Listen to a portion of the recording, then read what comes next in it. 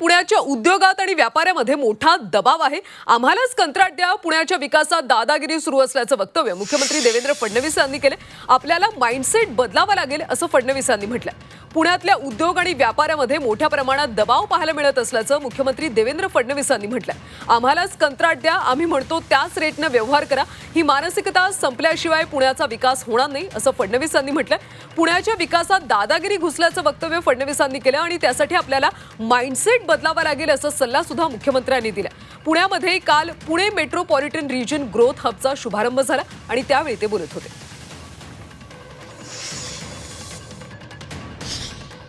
मोठ्या प्रमाणात उद्योग क्षेत्रामध्ये व्यापारामध्ये एक दबाव आपल्याला पाहायला मिळतो। आमचीच माणसं घ्या, आमच्याचकडनं खरेदी करा, आम्हालाच कंत्राट द्या, आम्ही म्हणतो त्याच रेटनी करा। ही मानसिकता जर आपण संपवली नाही तर पुण्याचा विकास पुढे होऊ शकणार नाही।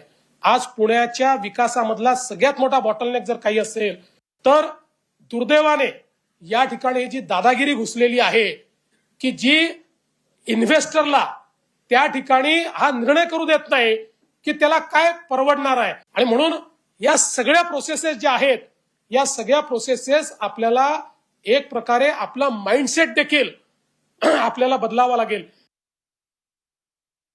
गृहमंत्र्यांना वाटत असेल की पुण्यामध्ये दादागिरी होते आणि त्याच्यामुळे पुण्यात इन्व्हेस्टमेंट्स येणार नाहीत, तर मला विनम्रपणे महाराष्ट्राच्या माननीय मुख्यमंत्र्यांना विचारायचं आहे, मग तुम्ही काय ॲक्शन घेतली त्याच्यावर?